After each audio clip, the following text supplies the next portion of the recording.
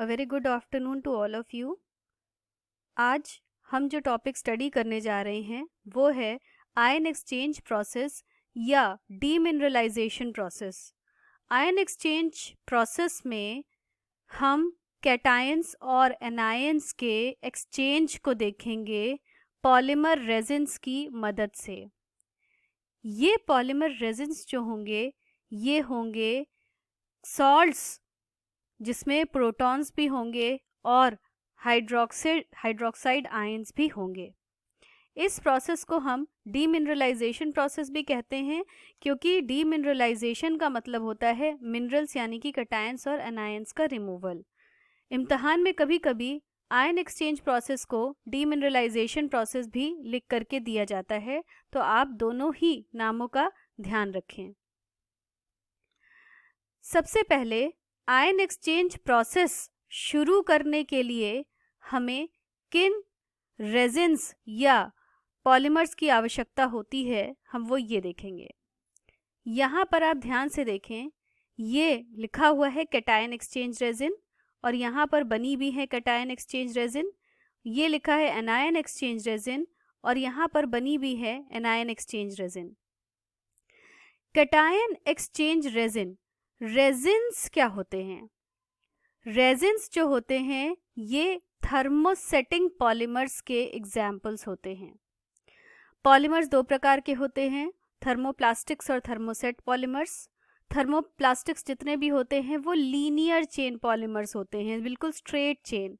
लेकिन thermosetting polymers जो होते हैं ये क्रॉस लिंक्ड पॉलीमर्स होते हैं, जिनमें 3 डायमेंशनल नेटवर्क होता है, जो चारों तरफ से आपस में अच्छी तरह से बुने हुए होते हैं एक दूसरे के साथ।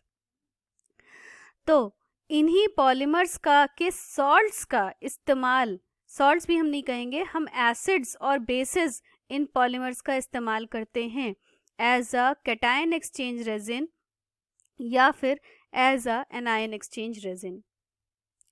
तो कैटायन एक्सचेंज रेजिन में आप ध्यान से देखें, ये एक कैटायन एक्सचेंज रेजिन बनी हुई है। रेजिन मतलब कैटायन एक्सचेंज पॉलीमर बना हुआ है। कैटायंस को एक्सचेंज करने, एक्सचेंज का मतलब होता है आदान प्रदान करना। तो आदान प्रदान करने के लिए या इन्हें बदलने के लिए हमें सबसे पहले ज़रूरत पड़ेगी कि इस पॉलीमर में भी कोई ऐसा कैटायन हो जिससे हम पानी में जो हार्डनेस कॉज कर रहे हैं सॉल्ट्स, उनके कैटायन को बदल सकें। पानी में जो सॉल्ट्स हार्डनेस कॉज करते हैं आपको अच्छी तरीके से पता है वो सॉल्ट्स क्या हैं। Calcium bicarbonate, magnesium bicarbonate, calcium chloride, magnesium chloride, calcium sulphate, magnesium sulphate and so on. तो इस प्रोसेस में ये किया जाता है कि कैटायंस यानी कि कैल्शियम एंड मैग्नीशियम को अलग से हटाया जाता है और इनके अनायंस यानी कि बाइकार्बोनेट्स, क्लोराइड, सल्फेट, नाइट्रेट, इन्हें अलग हटाया जाता है।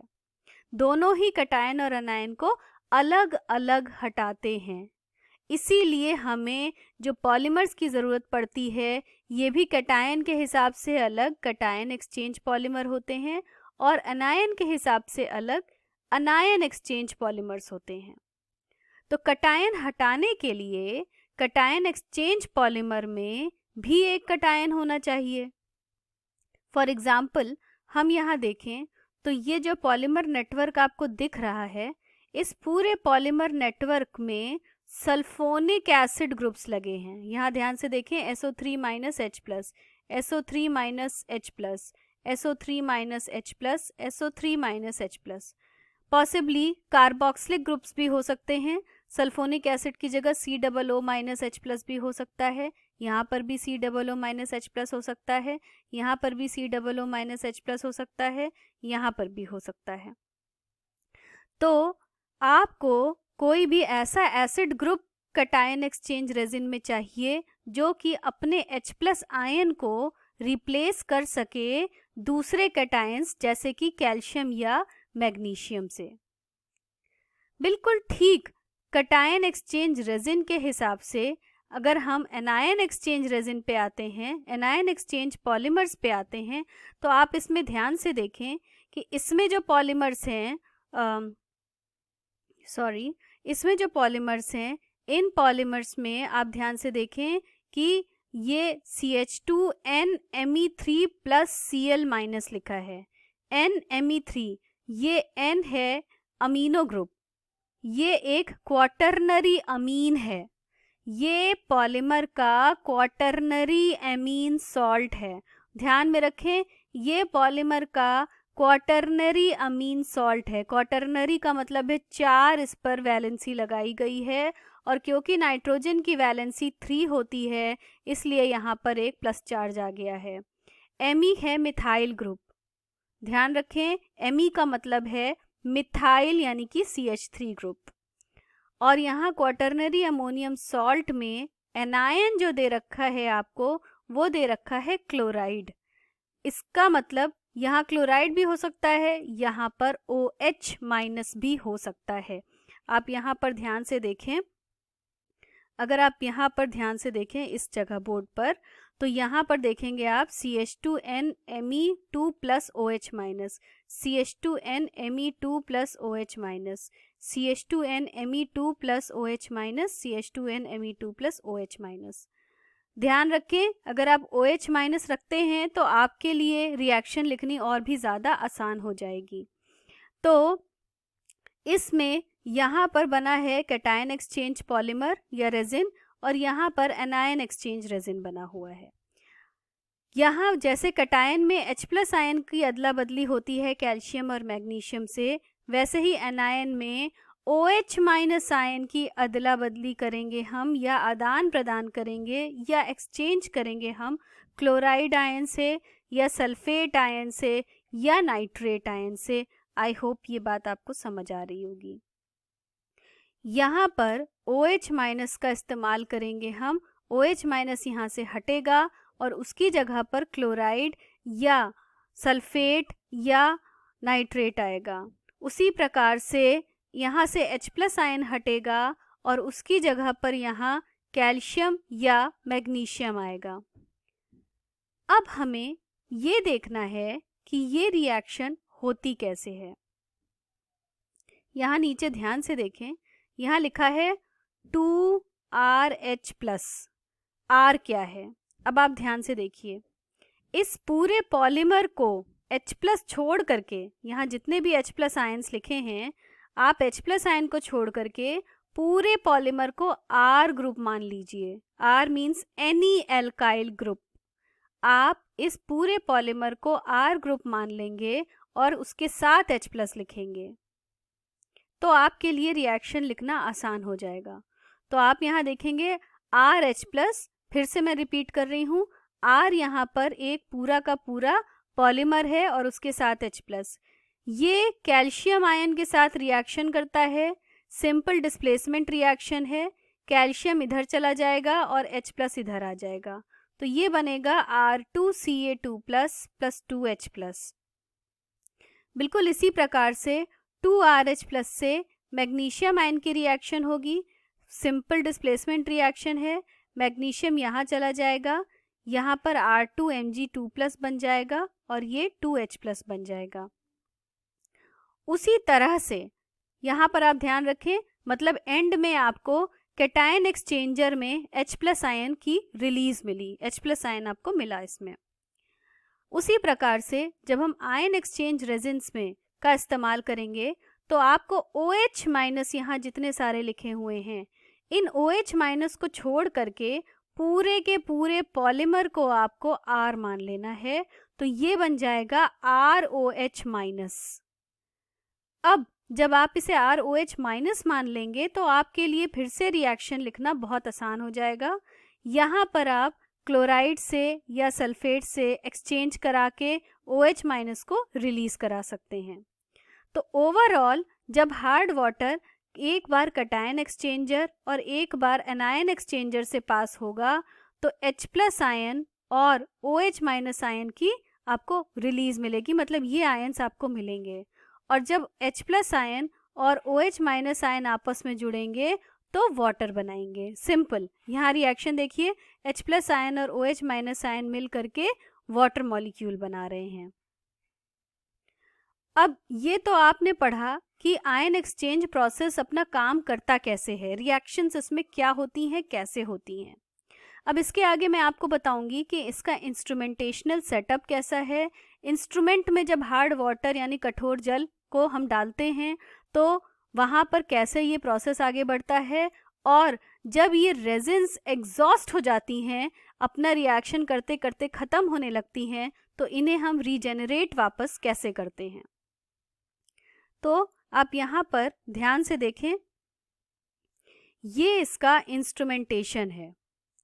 इस इंस्ट्रूमेंटेशन में ये हार्ड वाटर इनलेट है। इनलेट का मतलब है यहाँ से कठोर जल या हार्ड वाटर अंदर डाला गया, और यहाँ पर 2 टैंक्स दिए हुए हैं। पहली टैंक को हम कहते हैं कैटायन एक्सचेंजर और दूसरी टैंक को हम कहते हैं एनायन एक्सचेंजर। हार्ड वाटर से पानी जब अंदर जा रहा है तो ये इस कैटायन एक्सचेंजर से पास होता है।